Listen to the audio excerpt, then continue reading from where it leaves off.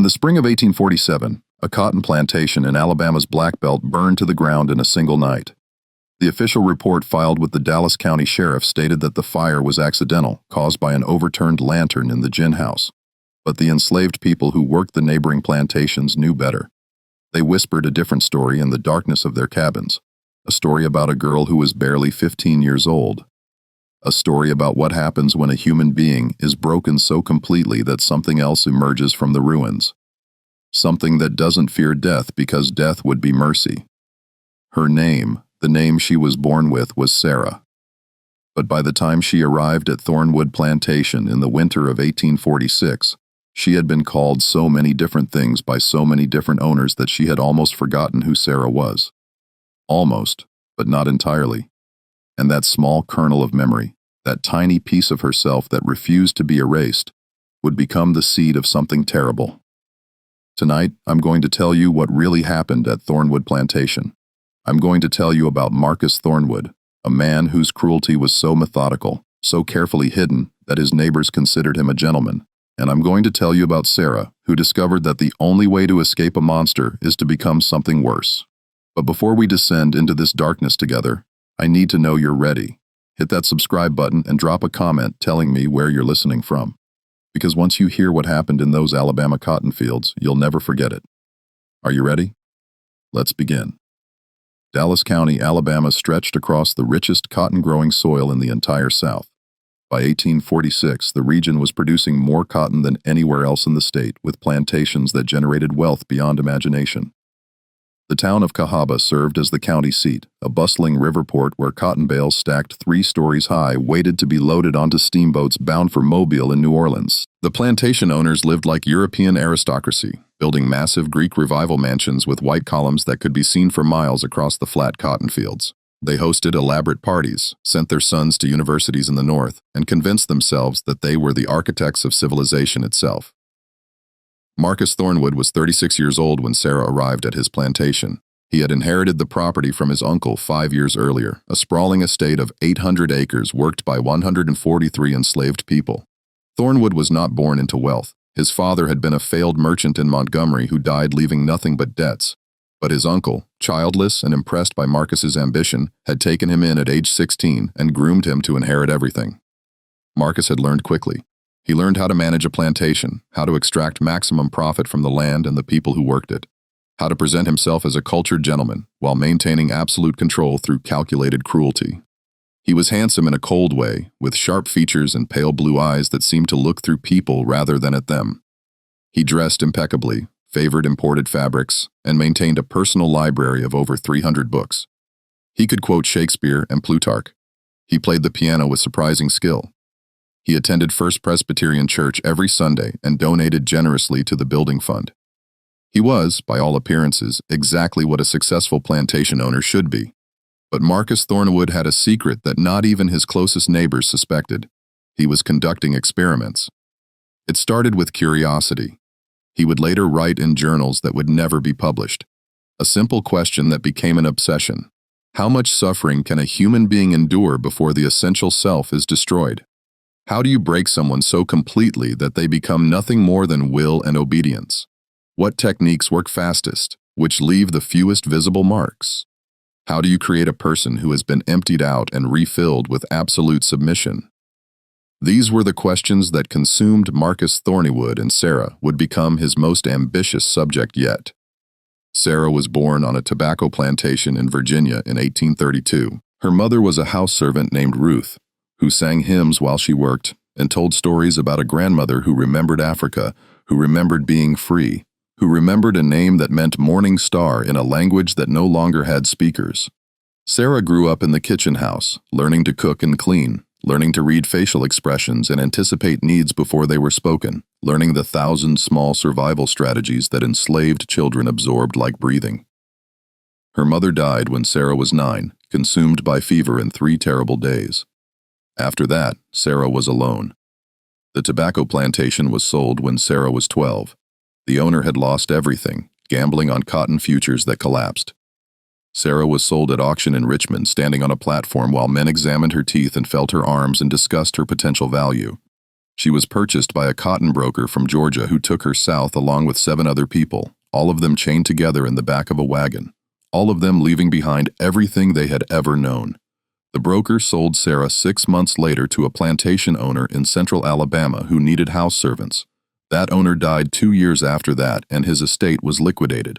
Sarah was sold again, this time to a trader named Wickham, who specialized in moving enslaved people westward as new cotton lands opened up. And that's how she came to be standing in the slave market in Cahaba, Alabama, on a freezing morning in January 1846, waiting to be sold for the 4th time in her short life. She was 14 years old, though her exact age had been lost somewhere along the chain of sales and transfers. She had learned not to cry, not to speak unless spoken to, not to make eye contact, not to exist as anything more than a body that could work. She had learned to hide everything that mattered behind a mask of blank compliance, but she had not learned how to stop being Sarah. Not yet. That lesson would come later. Marcus Thornwood attended the auction that morning looking for something specific. He had recently sold away 3 house servants, all young women, all sold to distant plantations in Mississippi, where questions wouldn't be asked. He needed a replacement, but not just any replacement. He needed someone with the right combination of attributes. Young enough to be malleable, intelligent enough to understand complex instructions, isolated enough that no one would notice or care what happened to her, strong enough to endure what he had planned. Sarah met all his requirements perfectly. The bidding was brief. Thorne paid $850, a premium price that made other buyers curious about what he saw in this particular girl. But Thornwood had learned to trust his instincts about such things. There was something in the way Sarah held herself, a tension in her shoulders, a quality in her eyes when she thought no one was watching that suggested she had not been completely broken yet. That meant there was still something to break. That meant the experiment would be meaningful. He signed the bill of sale, took possession of his new property, and loaded Sarah into his wagon for the 12-mile journey to Thornwood Plantation. They rode in silence through the winter landscape, past fields lying until spring planting, past other plantations with their big houses set back from the road, past enslaved people working in the cold to repair fences and clear drainage ditches. Sarah kept her eyes down, her hands folded in her lap, her face carefully blank. She had learned this posture so thoroughly that it had become automatic. But inside her mind was racing, cataloging everything she saw, searching for patterns, looking for the rules she would need to learn to survive this new place. Thornwood Plantation appeared in the distance as they crested a low hill. The big house was smaller than some, only 2 stories, but elegant in its proportions, with 6 white columns across the front and tall windows that caught the weak winter sunlight. Behind it stretched the various buildings that made up the working plantation: the cotton gin, the blacksmith shop, the carpentry shed, the smokehouse, the kitchen house, and further back, arranged in neat rows, the slave quarters where Sarah would live. Or so she thought. That first night she would discover that Thornwood had different plans for where she would sleep. The overseer, a massive man named Booker, who had worked at Thornwood for 8 years, took charge of Sarah when they arrived. He showed her the quarters, introduced her to some of the other house servants, explained the basic schedule and expectations. Everyone was polite but distant, their eyes sliding away from Sarah when she tried to meet their gaze. She recognized that distance. It was the distance that enslaved people maintained when they knew something terrible that they couldn't warn you about. When they had learned that trying to help others only brought punishment down on everyone.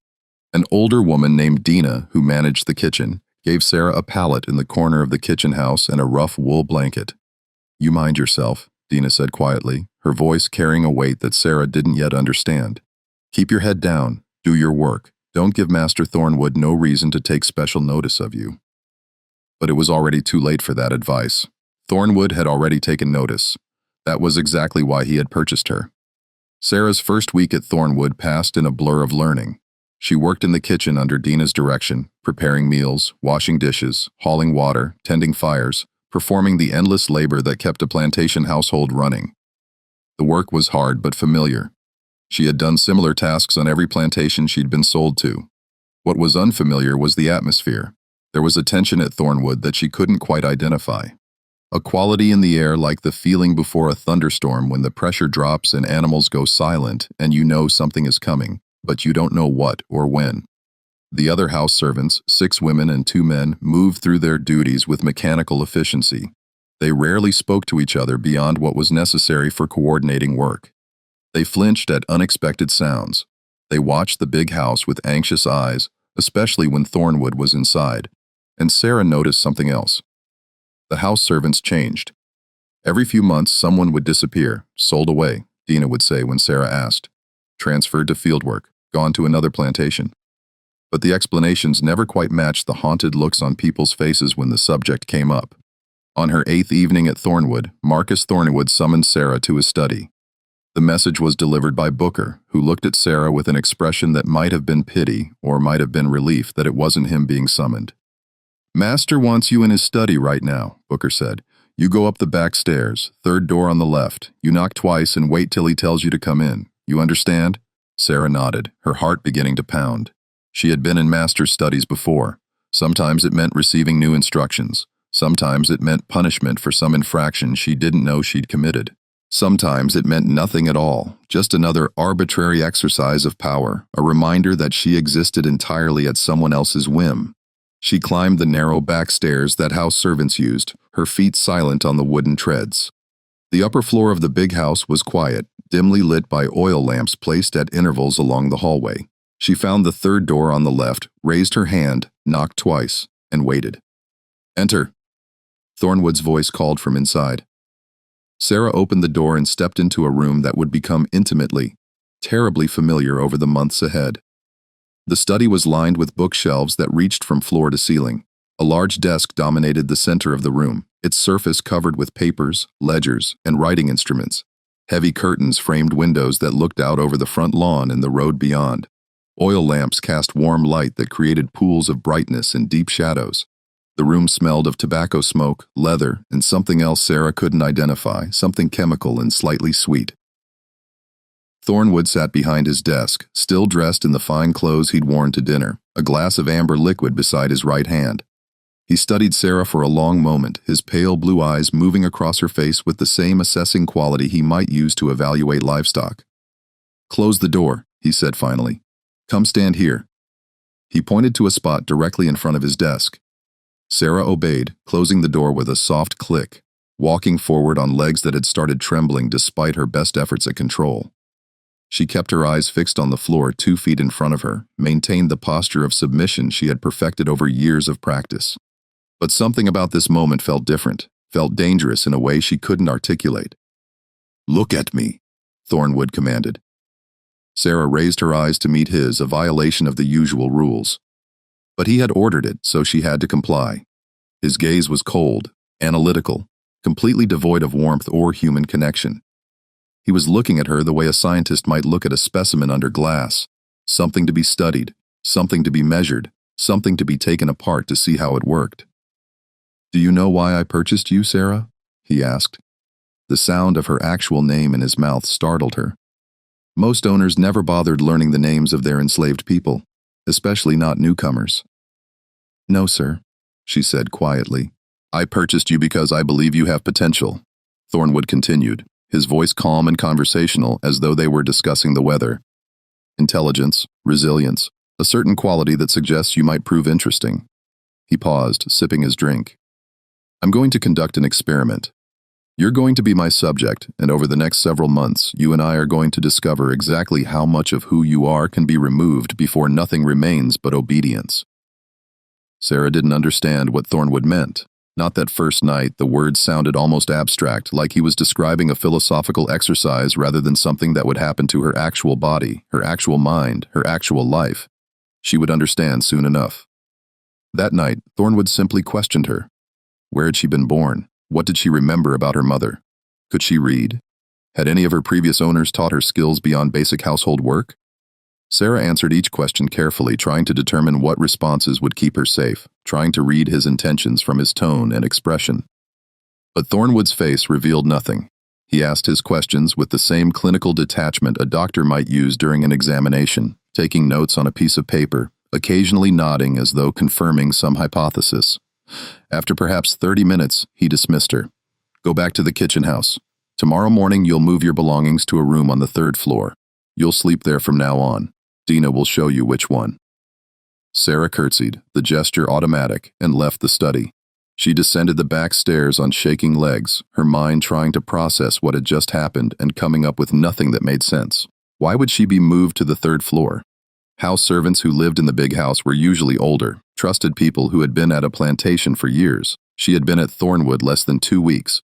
When she returned to the kitchen house, Dina was waiting, sitting on a stool near the banked fire, her hands folded in her lap.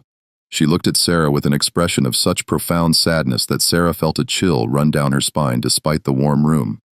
"He told you about moving to the third floor," Dina said. It wasn't a question. Sarah nodded. "Dina, what's happening? What does he want?" The older woman was silent for so long that Sarah thought she wouldn't answer. Then finally, in a voice barely above a whisper, Dina said, "Master Thornwood, he ain't like other masters. Most masters, they cruel because they angry or they drunk or they just plain mean. But Master Thornwood, he cruel because he's studying it like it's a science. He takes people, mostly young girls like you, and he does things to them. Breaks them down piece by piece. Some he sells away after a few months. Some," she trailed off. "Some what?" Sarah pressed. "Some disappear," Dina said flatly. "Just gone. No sailor recorded, no grave, just gone. And we ain't allowed to ask about them. We ain't allowed to even say their names after they gone." The room suddenly felt very cold despite the fire. Sarah found herself having difficulty breathing, as though the air had become too thick to draw into her lungs. "How many?" she asked. "How many have disappeared?" Diana shook her head. "I've been here 6 years. I seen maybe 8, 9 girls come through. Only 2 got sold away that I know of for sure. The rest?" She didn't finish the sentence. She didn't need to. That night, Sarah lay on her pallet in the kitchen house, staring up at the dark ceiling, listening to the sounds of the plantation settling into sleep. The fire crackled. Dina snored softly from her corner. Outside, a dog barked once and fell silent. Sarah's mind was racing, calculating, trying to find a path forward. She could try to run, but where?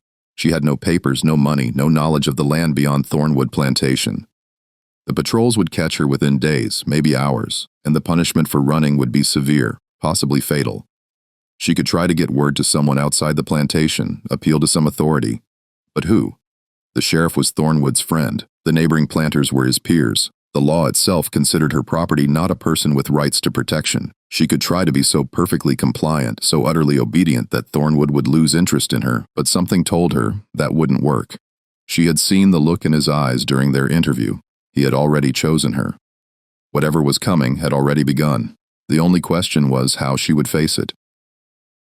The next morning, Sarah moved her few possessions, a spare dress, the rough blanket, a small wooden comb her mother had given her before she died, to the third floor of the big house. The room Dina showed her was small, barely large enough for a narrow bed, and a washstand. It had a single window that looked out over the cotton fields, stretching away to the horizon in neat rows, waiting for spring planting. The door had no lock. That detail struck Sarah as significant, though she couldn't articulate why. A room with no lock meant privacy was impossible.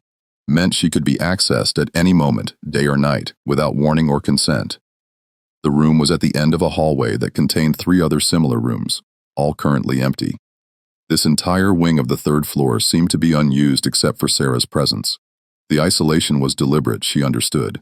No witnesses, no one to hear, no one to see, just her and whatever Thornwood had planned. That evening he summoned her again. This time she knew to go directly to his study without needing to be told. She climbed the stairs, walked down the hallway, knocked twice, waited for his command to enter. The routine was already becoming familiar, was already starting to feel inevitable, as though this had always been her destination, as though her entire life had been leading to this room. This man, this moment. "Come in, Sarah," Thornwood said when she entered. He was standing by the window, looking out at the darkening landscape, a glass of bourbon in his hand. "Close the door and sit down."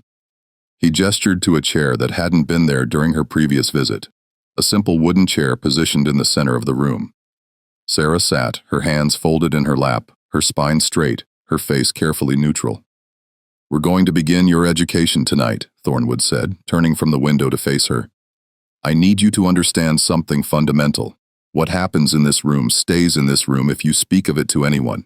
If you show any visible marks or injuries to the other servants, if you give anyone any reason to question what occurs during our sessions, I will not punish you. Do you understand? I will not punish you. Instead, I will punish Dina. Then I will punish 3 other people of my choosing. Then I will sell away families, separating children from parents, and I will make sure everyone knows that it happened because you couldn't keep silent." The threat was elegant in its cruelty. He wasn't threatening Sarah. He was threatening everyone she had any connection to, however slight. He was making her responsible for their safety, turning her silence into an act of protection rather than just self-preservation. Sarah felt something crack inside her chest, a small sound like ice breaking. She understood now, truly understood. She was not just trapped physically, she was trapped morally, trapped by the knowledge that resistance would harm others, that any attempt to seek help would result in collective punishment. "I understand, sir," she said quietly. "Good," Thornwood replied. "Now I want you to tell me what you're most afraid of." The question seemed to come from nowhere. Sarah's mind scrambled for an answer, trying to determine what response he wanted, what would keep her safe. But Thornwood saw her calculation. "Don't think about what I want to hear," he said. "Just answer honestly. What do you fear most?" Sarah's mouth was dry, her heart pounded so hard she could feel it in her throat. But she answered with the truth because she sensed that lying would be worse. "I'm afraid of forgetting," she said. "Forgetting?" Thornwood's eyebrows rose slightly, the first real expression she'd seen on his face. "Explain." "I'm afraid of forgetting who I am," Sarah said, the words spilling out before she could stop them.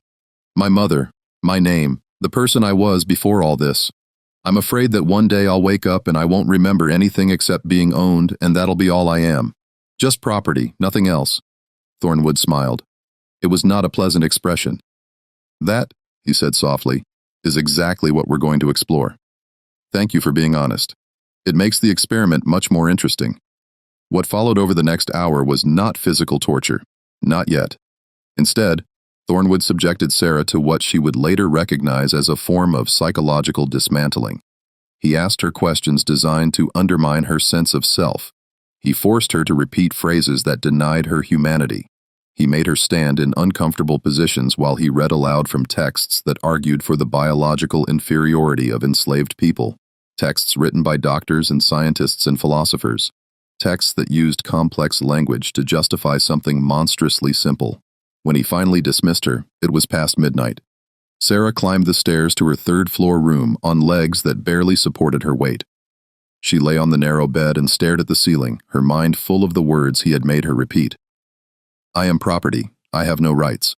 My thoughts do not matter. My feelings do not matter. I exist to serve." She repeated her mother's name like a prayer. Ruth, Ruth, Ruth. She tried to remember her mother's face, the sound of her voice, the story she had told about the grandmother who remembered Africa. But the memories felt distant, harder to grasp, as though Thornwood's words had started eroding them already. This was only the first session, the first hour, the beginning.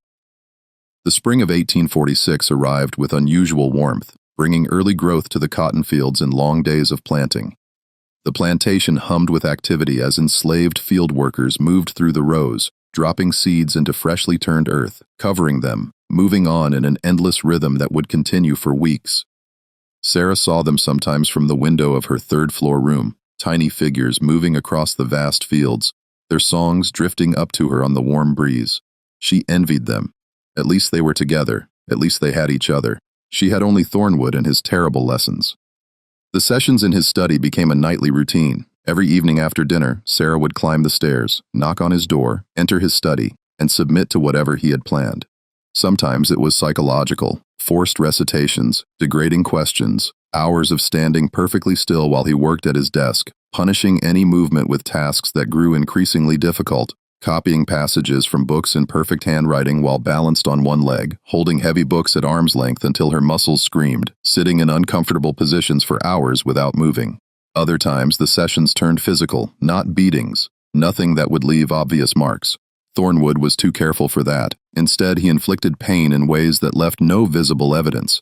Pressure points that made her gasp and shake but left no bruises. Stress positions that damaged nothing but hurt intensely. Methods of inducing pain that he had clearly researched and perfected over time. And he took notes. Always he took notes. He kept a leather-bound journal on his desk where he recorded observations about Sarah's responses, her pain thresholds, her breaking points, her moments of resistance. She saw him writing in it after each session, his pen moving across the page with the same clinical precision he applied to everything else. She was not a person to him. She was data. She was an experiment. She was a question he was trying to answer through systematic destruction. By April, Sarah had started to fracture. She could feel it happening, could feel pieces of herself breaking off and floating away like ice sieving from a glacier. She had trouble remembering what day it was, had trouble sleeping, had trouble eating. The other house servants watched her with knowing eyes and said nothing. Dina left food for her sometimes, small offerings that Sarah forced herself to consume even though she had no appetite. But Dina never asked questions, never tried to intervene. Everyone at Thornwood Plantation had learned that survival meant looking away, meant staying silent, meant protecting yourself because protecting others was impossible. Sarah began to notice other things about the plantation, things that didn't quite add up. The third floor where she lived should have been used for storage or additional servant quarters, but the other room stood empty except for a faint smell she couldn't identify. Chemical, slightly sweet. The same smell that lingered in Thornwood's study. There was a root cellar behind the kitchen house that everyone avoided. Dina had warned her never to go near it, said it was used for storage, and Master Thornwood kept the key. But Sarah had seen Booker carry supplies down there occasionally, had seen the overseer emerge with dirt on his clothes and an expression on his face like someone who had witnessed something he wanted to forget. There were inconsistencies in the number of enslaved people at Thornwood. The records Thornwood kept, which Sarah glimpsed once while cleaning his study, listed 143 people. But when Sarah tried to count the actual population, walking the quarters at dusk and observing the field workers, she could only account for 138. 5 people were missing from the count. Where were they? Had they been sold, died, escaped? No one would answer when she asked careful, indirect questions. And there was the matter of the previous house servants. Sarah learned their names through patient, cautious conversations with Dina. Hannah, brought to Thornwood 2 years ago, disappeared after 4 months. Rebecca, purchased from a trader in Montgomery, lasted 3 months. Elizabeth here for nearly 6 months before vanishing. Marie, Clara, Judith. The list went on. A roll call of ghosts, girls whose names were spoken in whispers, if they were spoken at all. What had happened to them? Where had they gone? Thorne would never mention them, but sometimes Sarah caught him looking at her with an expression that suggested he was comparing her to some previous subject, evaluating her performance against theirs, measuring her breaking point against their documented experiences. In May, something changed. Sarah woke one morning and realized she couldn't remember her mother's face. The knowledge hit her like a physical blow. She tried desperately to conjure the image, closing her eyes, concentrating, reaching for the memory, but it was gone, erased. She could remember that her mother had existed, could remember facts about her, but the actual memory of her face had been deleted from Sarah's mind as cleanly as if it had never existed. This is what he wanted, Sarah thought with numb clarity. This is the experiment. He's erasing me, piece by piece, memory by memory. He's proving that a person can be unmade. That night, when Thornwood summoned her to his study, Sarah entered in a state of strange calm. She had reached some threshold, had crossed some invisible line where fear became something else. Acceptance maybe, or perhaps just exhaustion, a recognition that whatever was going to happen would happen regardless of how she felt about it. "You look different tonight," Thornwood observed as she took her usual position in the center of the room. "Something has changed in you. Tell me what you're thinking." Sarah met his eyes directly. A violation of protocol, but she was beyond caring. "I can't remember my mother's face," she said. "You've taken that from me." She expected punishment for her directness. Instead, Thornwood smiled, that cold, terrible smile that never reached his eyes. "Excellent," he said. "We're making real progress. Tell me, Sarah, if you can't remember your mother, what else have you forgotten? What else is slipping away?" And he was right. When Sarah searched her mind, she found gaps. Empty spaces where memories should have been. She couldn't remember the name of the plantation where she had been born. Couldn't remember what her mother's voice sounded like.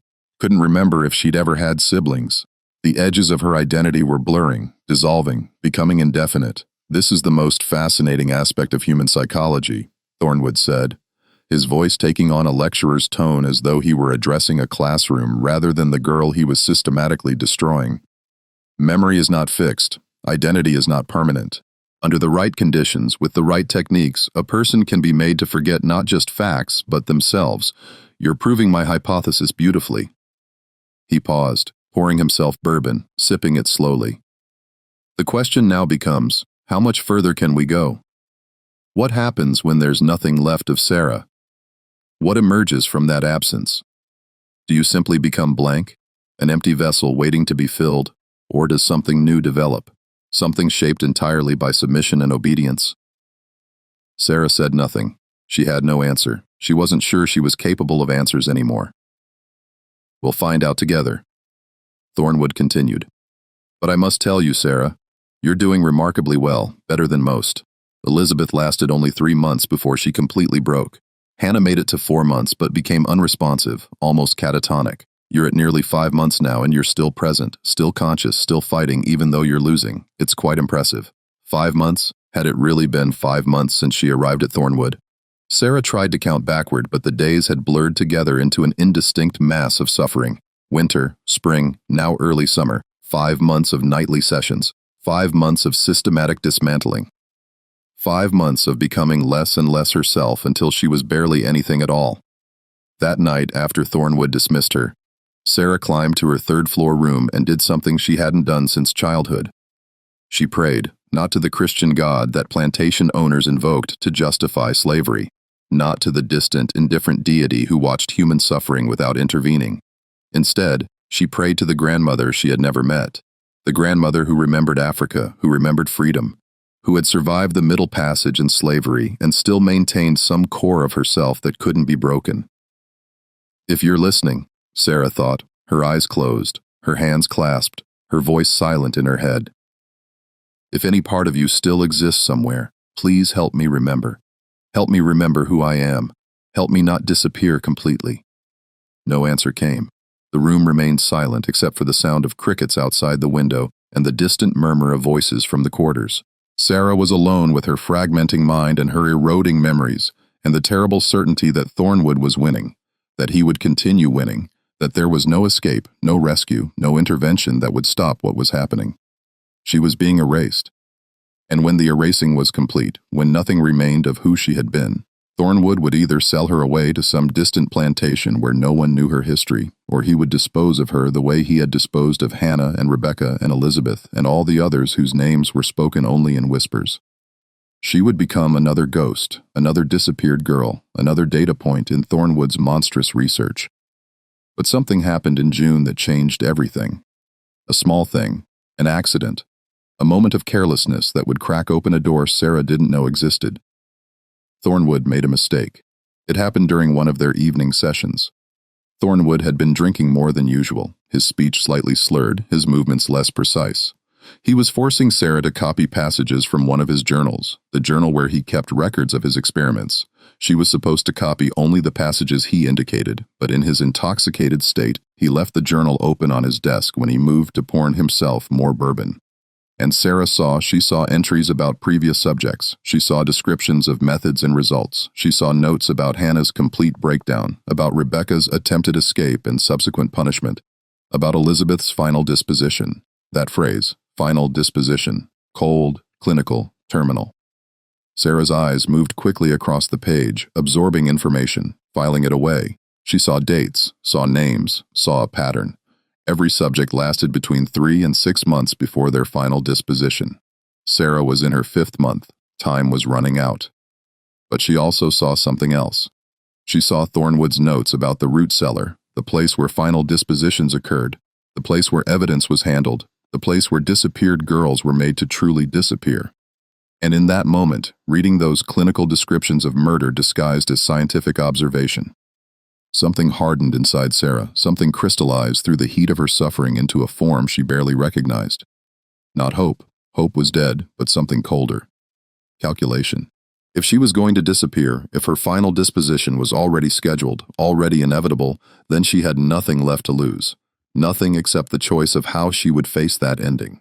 Would she go passively? Would she let Thornwood write the final entry in his journal and close her chapter with the same clinical detachment he had applied to all the others?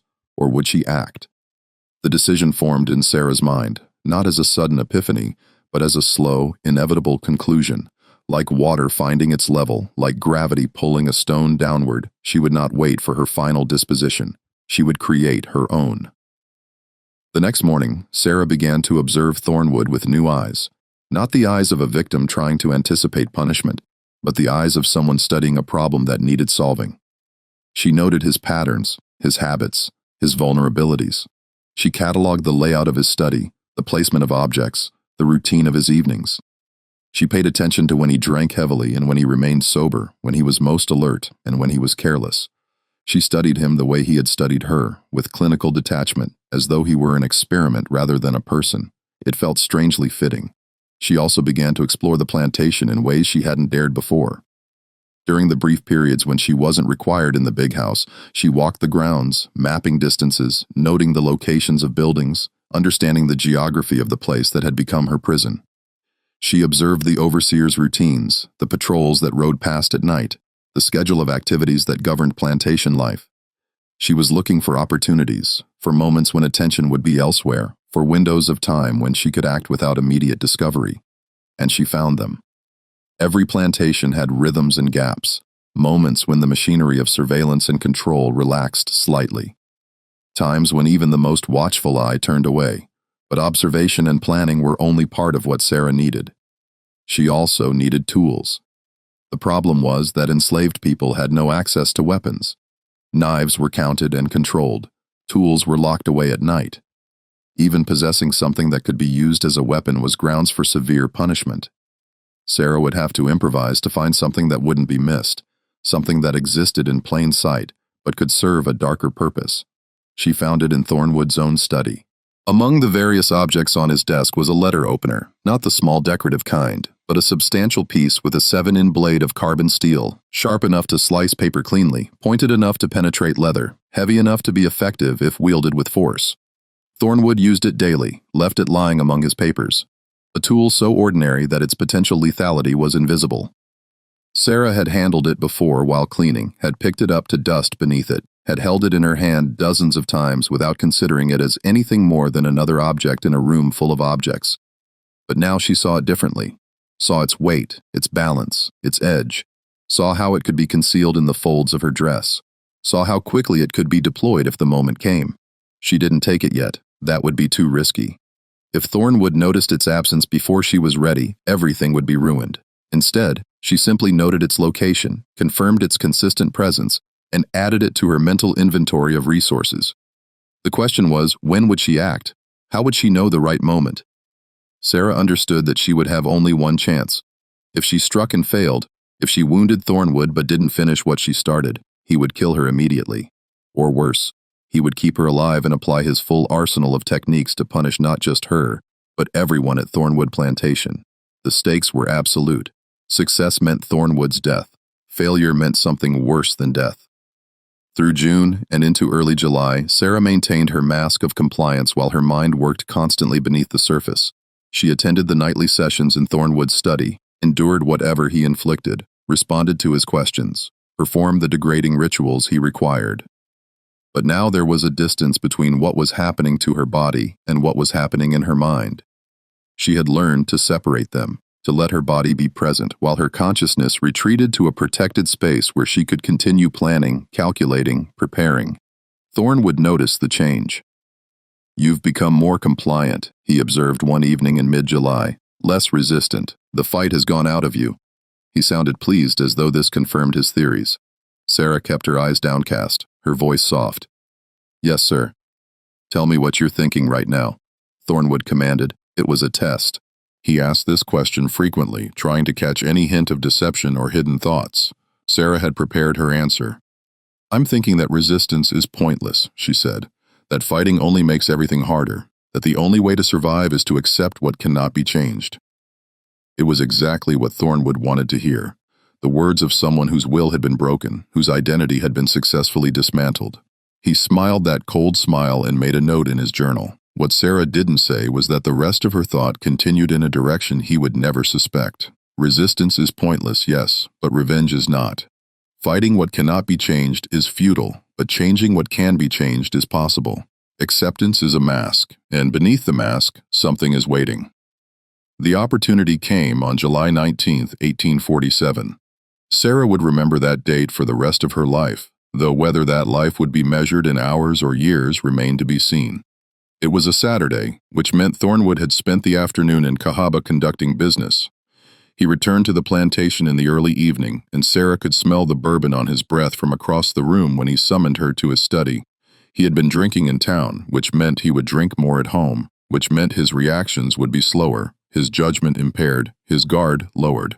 This was as close to vulnerable as Marcus Thornwood ever became. Sarah climbed the stairs to his study with the letter opener hidden in the deep pocket of her dress. She had taken it that morning while cleaning, wrapped in a cleaning cloth, positioned so it wouldn't shift or make noise when she moved. The weight of it pulled at the fabric, a constant presence against her thigh, a secret that only she knew. Her heart was pounding so hard she was certain Thornwood would hear it when she entered the room. But he was distracted, sorting through papers on his desk, already pouring himself a glass of bourbon. He barely glanced up when she closed the door behind her. "I've been reviewing my notes on your progress," he said, his words slightly slurred. 6 months now. Remarkable resilience, really.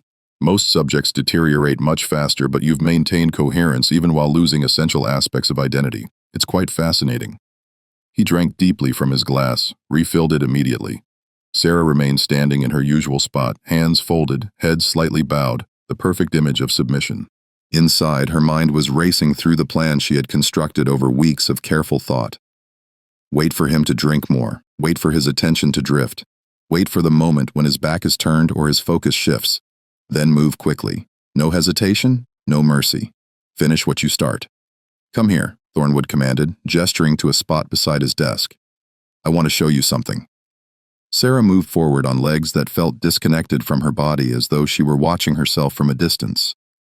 Thornwood was turning pages in his journal, showing her entries about previous subjects, comparing her responses to theirs. He was absorbed in his documentation, his defenses lowered by alcohol, and by his certainty that Sarah had been sufficiently broken to pose no threat. He had no idea that the broken girl standing beside him had been carefully reassembling herself into something new, something dangerous, something that had spent 6 months learning exactly how to hurt him most effectively. "You see here," Thornwood was saying, pointing to a passage in his journal. "Elizabeth reached this stage of compliance after only 3 months, but then she became non-responsive, lost all capacity for independent thought, became essentially vegetative. You, on the other hand, have maintained awareness throughout the process, much more useful for studying the mechanics of psychological dissolution." He turned slightly in his chair to reach for his bourbon glass.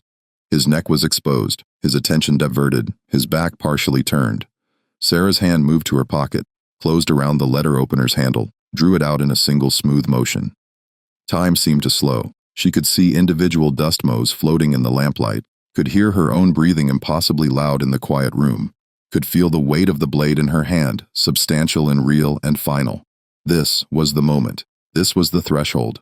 Once crossed, there would be no return, no undoing, no reprieve. Everything that followed would flow from what happened in the next seconds. Sarah raised the letter opener and struck downward with all the force she could muster, aiming for the space between Thornwood's shoulder blades, the vulnerable spot she had identified through weeks of observation, but her hands were shaking, whether from fear or adrenaline or the simple magnitude of what she was attempting, and her aim was imperfect. The blade struck his right shoulder instead, penetrating deep into muscle and tissue, hitting bone with a sensation that traveled up the handle into Sarah's hand, a sensation she would never forget. The feeling of metal entering flesh, the resistance, and then the sudden give, the terrible intimacy of violence.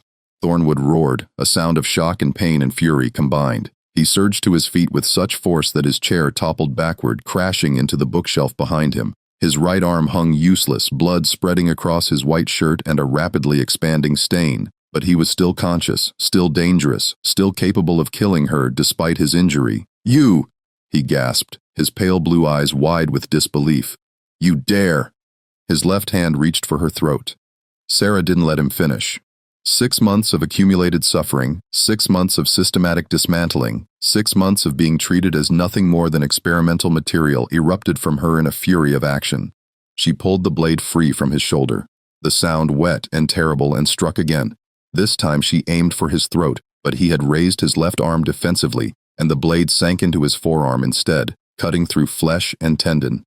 He grabbed her wrist with his wounded arm, his grip weakening, but still strong enough to prevent her from striking again immediately.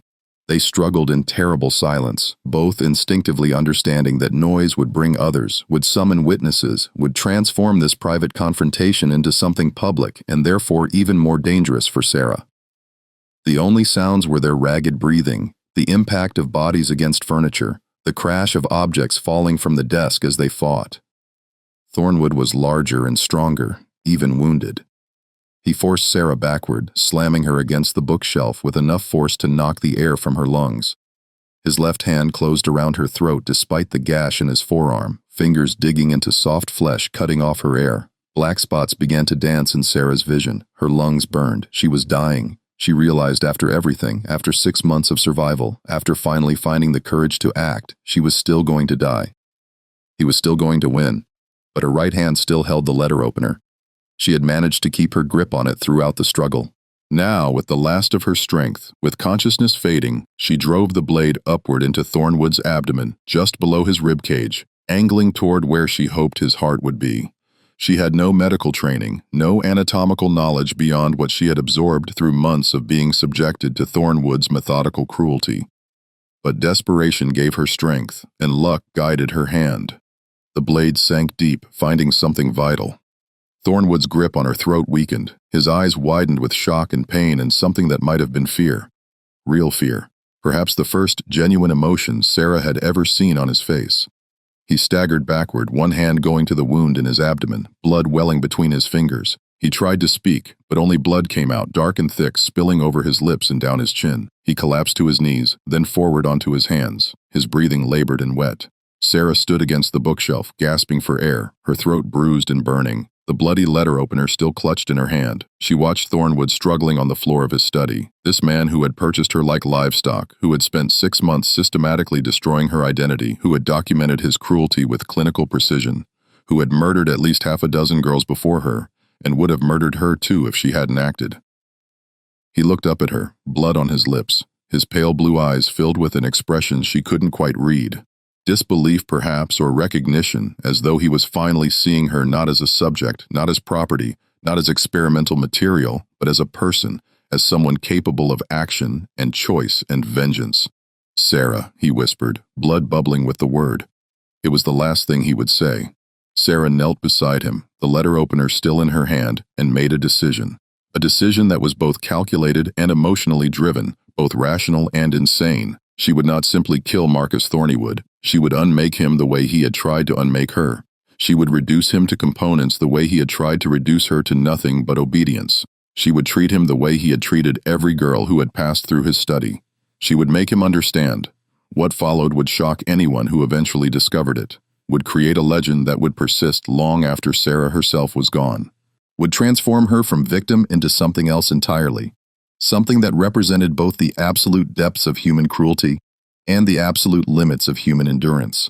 But first, she needed to make sure he was truly helpless. She waited, watching as Thornwood's movements grew weaker as the pool of blood beneath him expanded as his breathing became more labored. She didn't help him. She didn't end his suffering quickly. She simply waited with the same patient observation he had applied to her during their 6 months together. When she was certain he was too weak to fight back when he lay on the floor barely conscious, she began her work.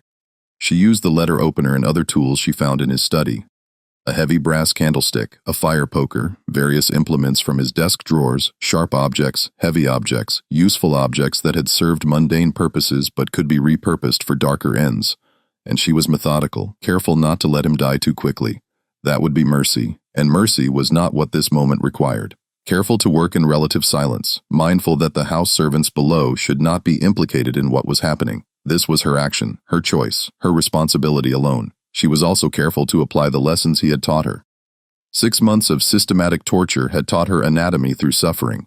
She knew what hurt and how much, knew the difference between damage that killed quickly and damage that lingered, knew, clear's throat, which parts of the body were most sensitive and which were most essential. She applied this knowledge with the same clinical precision Thornwood had demonstrated in his journals.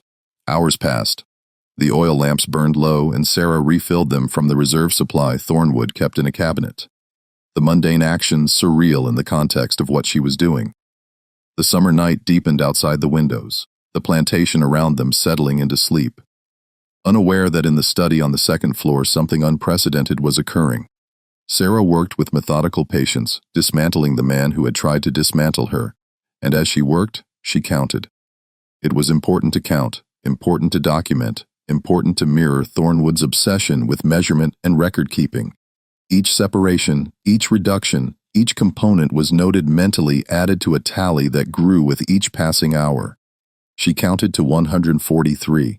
One piece for each person Thornwood had enslaved on his plantation. One piece for each life he had controlled. One piece representing every person who had suffered under his authority.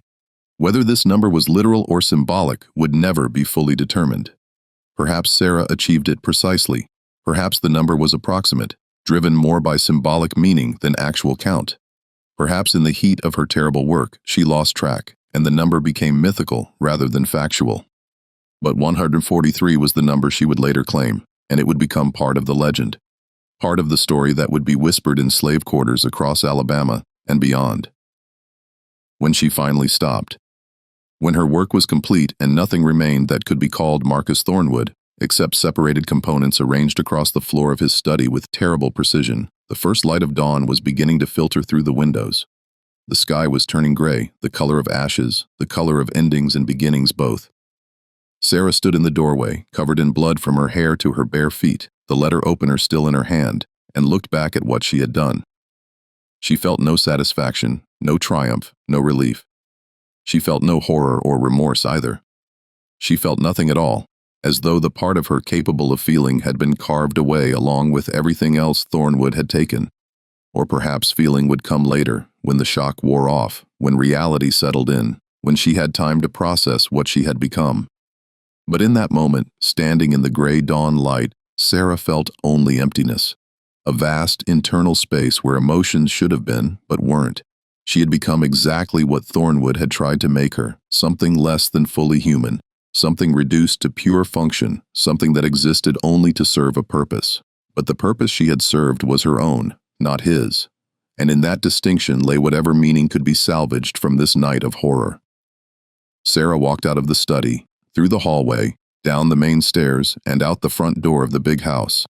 Her bare feet left bloody footprints on the polished wood floors, on the front porch, on the gravel drive that led away from the house toward the main road. She walked past the kitchen house where Dina would soon be rising to start breakfast, past the quarters where enslaved workers were beginning to stir, past the cotton field stretching away to the horizon in neat rows. She walked until she reached the main road, and there she stopped and waited. The letter opener hung loosely from her hand, its blade dark with dried blood. Her dress was stiff with it, her hair was matted with it. She looked like something from a nightmare, like a ghost, like a warning. She didn't try to hide. She didn't try to run. She had done what she came to do, and now she would face whatever consequences followed. The patrol found her 2 hours later, still standing in the same spot, still holding the bloody weapon, her face empty of everything except exhaustion. There were 3 men mounted on horses armed with rifles. They reined in their horses when they saw her, their faces registering shock and confusion. For a long moment, no one spoke. Then one of the patrolmen, a man named Curtis, who Sarah vaguely recognized from previous encounters, dismounted and approached her cautiously, his hand on his pistol. "Girl," he said, his voice uncertain. "What happened?" "Whose blood is that?" Sarah looked at him with eyes that had seen too much, that had traveled too far into darkness to ever fully return. When she spoke, her voice was calm, almost conversational, completely devoid of emotion. "I killed Marcus Thornwood," she said. "He needed killing. I regret nothing except that I can only kill him once." Curtis's face went pale. He looked back at his companions, then at Sarah again.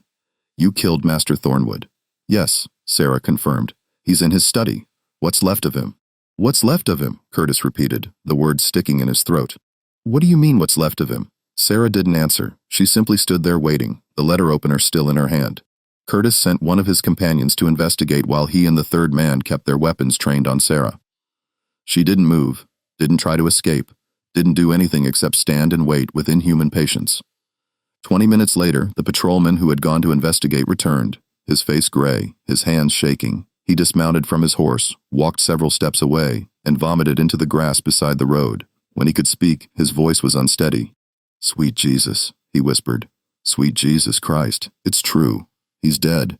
But what she did to him, I can't even—" He couldn't finish. Curtis and the third patrolman exchanged looks. "We need to take her in," Curtis said. "And we need to get the sheriff out here immediately." They took the letter opener from Sarah's hand, bound her wrists with rope, and lifted her onto one of the horses. She didn't resist, didn't speak, didn't react at all. She sat on the horse like a statue, like something carved from wood, like someone who had already departed from the world, even though her body remained present. They rode toward Cahaba at a quick pace, Curtis constantly looking back at Sarah as though expecting her to transform into something else, something worse, something that would explain what she had done. But Sarah remained motionless, her eyes fixed on some distant point that only she could see. Behind them at Thornwood Plantation, the day was beginning. House servants were emerging from their quarters to start their morning routines. Dina walked toward the kitchen house to begin preparing breakfast. Field workers gathered for the assignment of daily tasks. Everything appeared normal, ordinary, just another day in the endless cycle of plantation life. Then Booker, the overseer, went to the big house to consult with Thornwood about the day's work. He climbed the front steps, crossed the porch, entered through the front door. He called out for Thornwood. No answer. He climbed the stairs to the second floor. The door to Thornwood's study stood open. Booker walked down the hallway and looked inside. The sound he made, a strangled cry of horror and disbelief, brought house servants running. They arrived to find Booker leaning against the wall in the hallway, his face the color of old paper, his eyes wide and staring. "Don't go in there," he told them, his voice shaking. "Don't look. Just get everyone back. Clear the house. No one goes upstairs, no one." But it was too late. Some had already glimpsed what lay inside the study, had seen enough to understand that something unprecedented had occurred. Within minutes, word was spreading through the quarters, carried on horrified whispers and shocked expressions. Master Thornwood was dead. The new girl, Sarah, had killed him. But more than that, she had done something to him. Something so terrible that grown men couldn't speak of it. Something that would become legend even before the facts were fully known. By noon, the sheriff of Dallas County, a man named William Pritchard, had arrived at Thornwood Plantation with a coroner and 6 armed deputies. They sealed the study and began the grim work of documenting what they found. The coroner, Dr. Isaiah Hammond, was a veteran of the Mexican War who had performed battlefield autopsies and treated injuries that would haunt most men for life. But when he emerged from Thornwood's study after 20 minutes inside, his face was ashen, his hands trembling so badly he had to clasp them together to stop the shaking. Sheriff Pritchard took one look at his expression and knew this was unlike anything either of them had encountered before. "I need a moment," Hammond said, his voice tight. He walked to the edge of the porch, gripped the railing, and took several deep breaths of fresh air. When he returned, he pulled Pritchard aside, away from the deputies and the gathered house servants.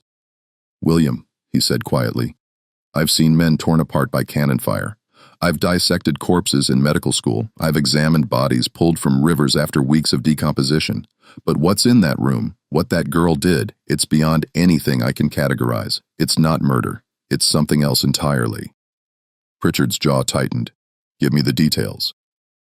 Hammond shook his head. "I can write a report, but I'm telling you now the details cannot be made public. If word spreads about what happened in that study, if people understand the full scope of what she did, we'll have chaos. Every enslaved person in the county will see it as inspiration. Every planter will see it as a threat that requires extreme response. This could ignite something we can't control." The sheriff understood. Alabama in 1847 existed in a state of constant tension. The enormous wealth generated by cotton balanced against the ever-present fear of slave rebellion. The memory of Nat Turner's uprising in Virginia 16 years earlier still haunted Southern consciousness. Any event that suggested enslaved people could successfully resist, could strike back with devastating effect, could challenge the fundamental power structure on which the entire society was built, had to be contained immediately and absolutely. "How do we handle this?" Pritchard asked. Hammond considered. "We document what we must. We seal the records. We execute the girl quickly and publicly. And we make sure the actual details of what happened in that study never become common knowledge. We control the narrative before it controls us. But controlling the narrative would prove impossible." By the time the sheriff left Thornwood Plantation that afternoon, taking Sarah to the county jail in Cahaba, the story had already begun spreading. The enslaved people at Thornwood whispered to enslaved people on neighboring plantations. Those whispers multiplied, traveling along the invisible networks of communication that connected the quarters across Dallas County and beyond. Within 3 days, enslaved people throughout the Black Belt knew that a girl named Sarah had killed Marcus Thornwood. Within a week, they knew she had done something unprecedented to him. Something so devastating that white authorities were trying to suppress the details, which only made those details more powerful in their mythic form. The exact nature of what Sarah had done became elaborated, exaggerated, transformed into legend. Some said she had cut Thornwood into 100 pieces. Others claimed 200. Some said she had dismembered him while he was still alive and conscious. Others said she had drunk his blood and eaten his heart. The truth was buried beneath layers of rumor and counter-rumor, but the essential message remained constant. A 15-year-old enslaved girl had destroyed her master so completely that grown men couldn't speak of it without trembling. And that message, regardless of its specific details, carried enormous psychological power. Something unprecedented began happening across Dallas County and the surrounding region. Enslaved people started refusing to work, not violently, not through organized uprising, but through quiet, stubborn resistance. They gathered in their quarters and wouldn't leave. They stood in the fields but wouldn't pick cotton. They assembled in the yards but wouldn't respond to orders. Within 2 weeks of Thornwood's death, more than 400 enslaved people across half a dozen plantations had essentially gone on strike, refusing to work until Sarah received what they called justice. The plantation owners and local authorities were terrified. This was exactly the scenario they had feared, a coordinated resistance that threatened the entire economic and social system. Armed patrols were doubled. Militia units were activated. Planters rode between properties with rifles, searching for any sign of further organization or planning. But the assembled people remained peaceful. They committed no violence. They destroyed no property. They simply refused to work and waited to see what would happen to Sarah. The legal proceedings, such as they were, took place behind closed doors. Sarah was held in the county jail, a small brick building in Cahaba, while authorities debated what to do with her. Under Alabama's slave code, the law was clear. An enslaved person who murdered their master was to be executed swiftly and publicly as a warning to others. But this case presented complications that made the usual procedures impossible to follow. First, there was the question of Thornwood's character. When authorities searched his study thoroughly, looking for anything that might explain what had happened, they found his journals, detailed records spanning more than 8 years, describing systematic torture, documenting previous victims, providing clinical notes about methods and results. The documents were so disturbing that Judge Samuel Morrison, who would preside over Sarah's case, ordered them sealed immediately. "These cannot be made public," Morrison told the sheriff and the county prosecutor in a closed meeting. "If abolitionists in the North get hold of these journals, if they publish them as evidence of the cruelty inherent in slavery, the political consequences would be catastrophic. And if the enslaved population learns the full extent of what Thornwood was doing, it will provide justification for violence that we cannot contain."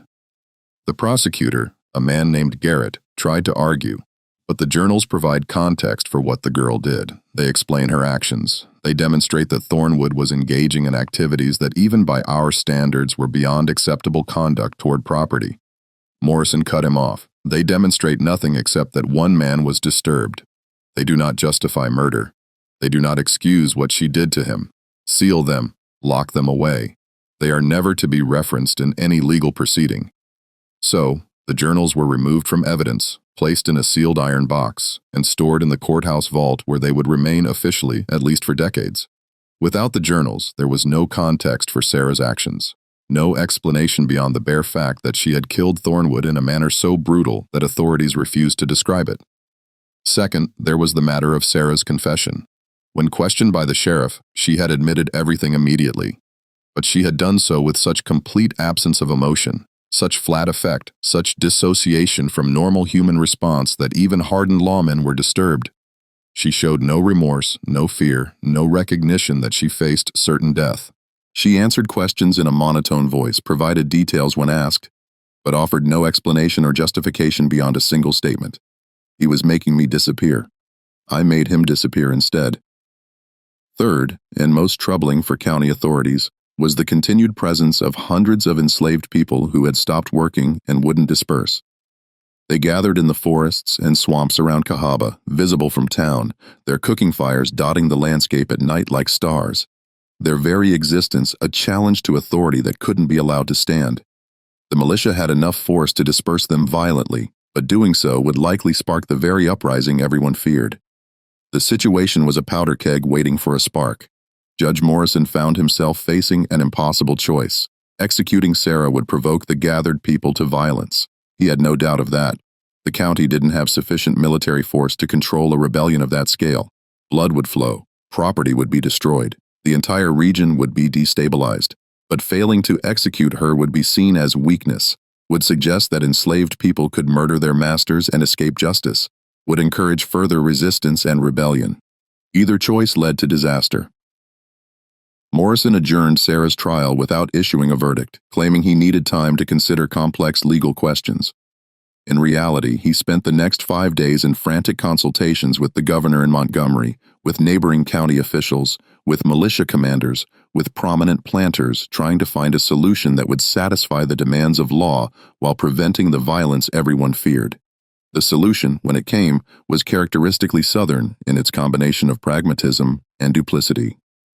On August 2, 1847, Sheriff Pritchard issued a brief public statement. The matter of Marcus Thornwood's death has been resolved in accordance with Alabama law. Justice has been served. All enslaved persons are ordered to return to their plantations immediately. Those who refuse will be considered in rebellion and dealt with accordingly.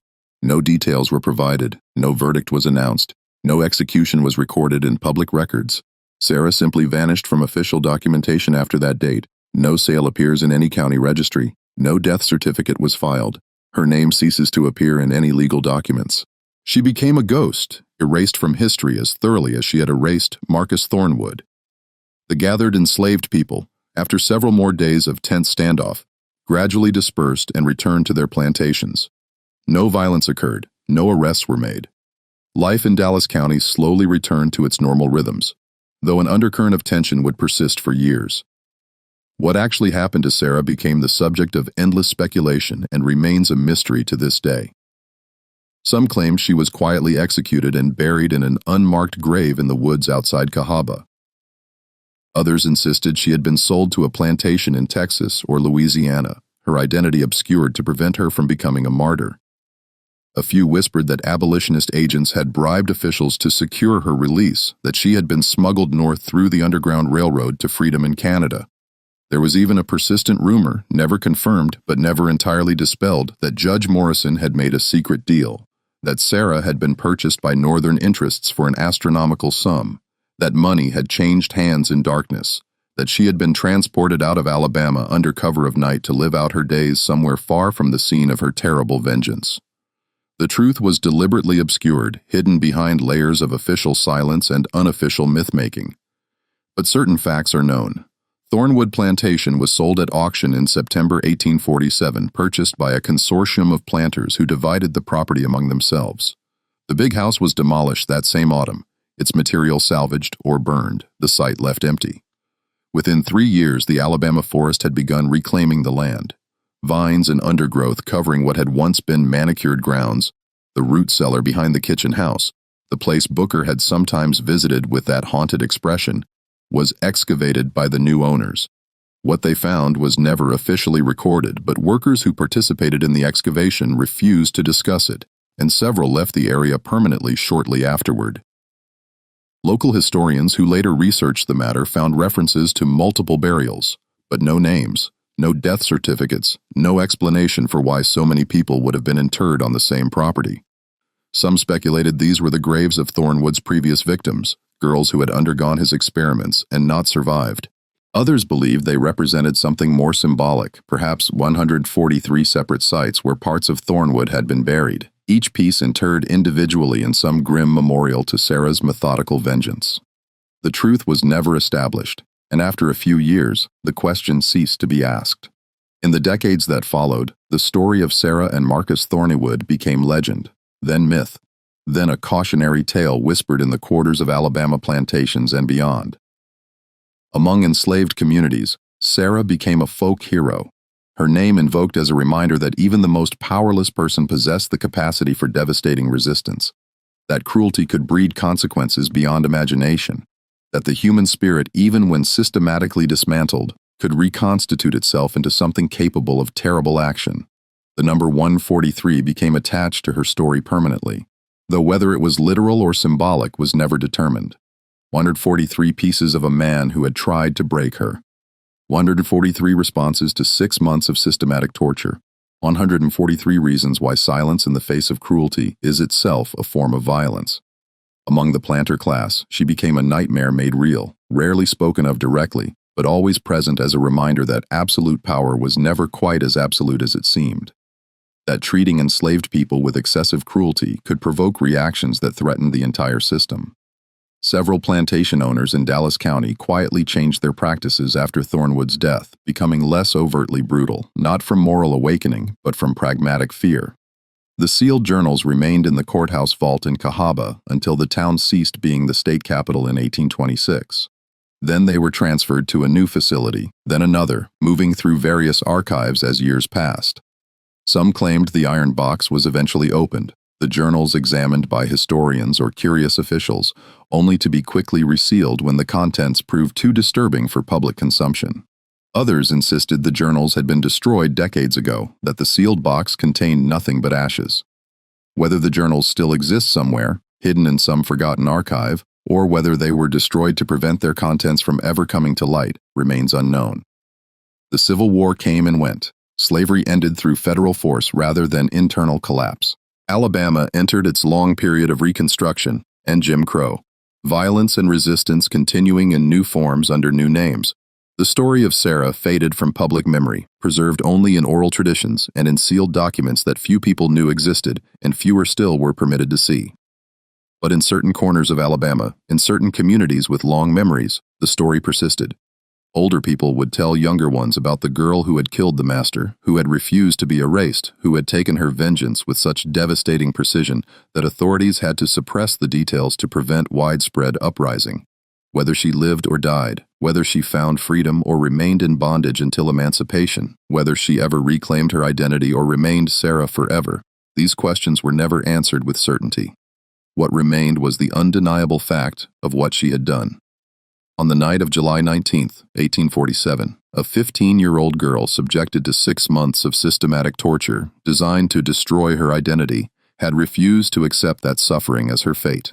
She had acted knowing that action meant almost certain death, choosing violence not from madness but from a cold calculation that her life was already forfeit and therefore had nothing left to lose. She had become exactly what Marcus Thornwood had tried to make her. Something reduced to pure function, something that existed only to serve a purpose.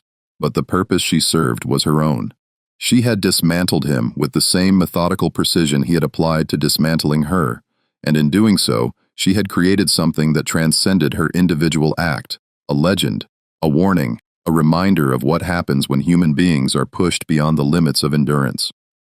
The property that was once Thornwood Plantation has changed hands many times over the decades. It's been subdivided, developed, its dark history erased by time and deliberate forgetting. Modern residents of the area, if they know the story at all, associated only vaguely with something terrible that happened long ago, the details lost to generations of silence. But the story persists in the places where such stories are kept alive. Here at the Sealed Room, we believe these buried histories deserve to be told. These suppressed narratives deserve to be heard. These uncomfortable truths deserve to confront us, even when they challenge everything we thought we knew about the past.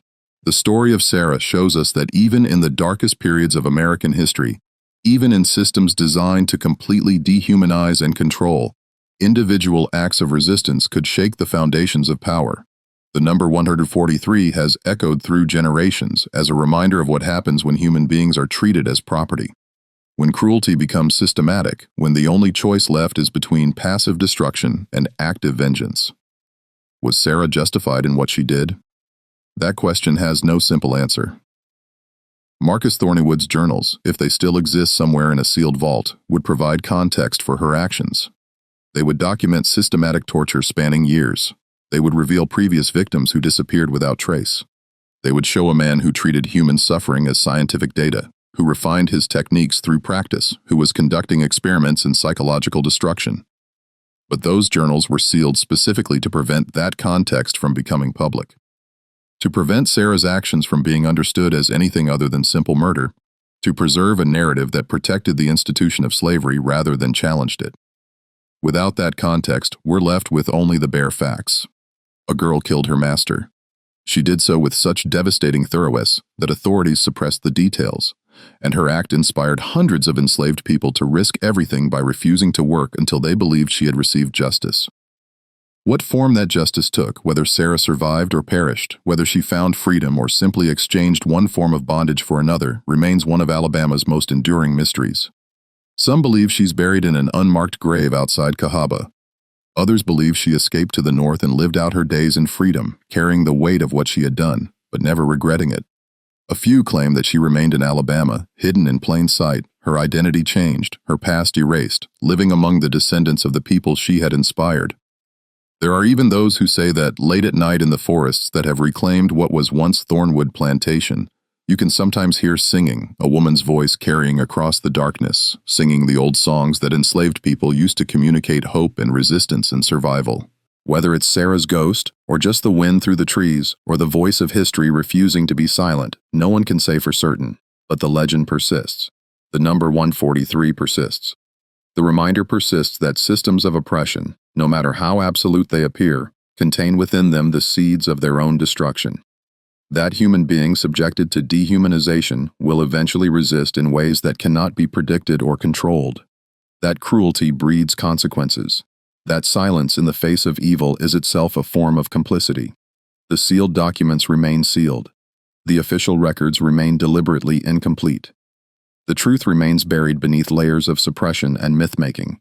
But the story endures because it speaks to something fundamental about human nature, about the will to survive, about the refusal to be completely erased, about what happens when someone who has lost everything discovers they still have one thing left: the capacity to act, the ability to choose, the power to become something other than what their oppressors tried to make them. Sarah's story is a chapter of American history that challenges us to confront uncomfortable truths. It reveals the systematic cruelty that existed not as aberration, but as feature of the slavery system. It shows how that cruelty was documented, refined, treated as science rather than sadism. It demonstrates how authorities worked to suppress evidence that might challenge the narrative of benevolent paternalism they used to justify slavery, and it reminds us that resistance took many forms, from subtle acts of defiance to devastating acts of vengeance that could not be ignored or forgotten. 143 pieces. 143 reasons, 143 reminders that human beings cannot be owned completely, cannot be controlled absolutely, cannot be reduced to nothing, no matter how systematic the attempt. Sarah proved that on the night of July 19, 1847. And the proof was so devastating, so absolute, so impossible to deny that authorities had to seal the evidence and suppress the details and pretend it had never happened quite the way it did. But we remember, we tell these stories. We refuse to let them be buried completely because buried truths have a way of emerging eventually, of demanding to be acknowledged, of insisting that history be told honestly rather than comfortably. What do you think of Sarah's story? Was she a murderer or a liberator, a victim or an avenger? Someone who descended into madness or someone who achieved a terrible clarity? Do you think she survived? Or was her final act also her last? If you had been in her position, subjected to 6 months of systematic torture designed to destroy your identity with certain death approaching, what would you have done? Leave your comment below and share your thoughts. And if this story moved you, if it challenged you, if it made you think about history in ways you hadn't considered before, subscribe to The Sealed Room. Hit that notification bell so you never miss another story from America's buried past. Share this with someone who appreciates historical mysteries that don't have easy answers. Stories that confront us with uncomfortable truths about who we were and who we've become. The past is full of stories that were deliberately suppressed, narratives that powerful people wanted erased, truths that challenge the comfortable myths we tell ourselves about history. But these stories deserve to be told. These voices deserve to be heard. These ghosts deserve to be acknowledged. Sarah deserves to be remembered not as a monster or a martyr, but as a 15-year-old girl who endured 6 months of hell and emerged with enough strength to fight back regardless of the cost. Thank you for listening to this dark chapter from Alabama's hidden history. The story of Sarah and Marcus Thornwood and the night that changed everything. 143 pieces of vengeance. 143 reasons to remember. 143 reminders that buried truths always find a way to surface eventually. Until next time, remember that history isn't just what's written in official records. It's also what's whispered in the darkness, what's sealed away in vaults, what's deliberately forgotten by those with power to control the narrative. And sometimes, if we listen carefully, we can still hear those buried voices calling out across the centuries, demanding to be heard, refusing to be silent, insisting that their stories matter. I'll see you in the next investigation. See you in the next investigation. See you in the next investigation. See you in the next investigation. See you in the next investigation. See you in the next investigation. See you in the next investigation. See you in the next investigation. See you in the next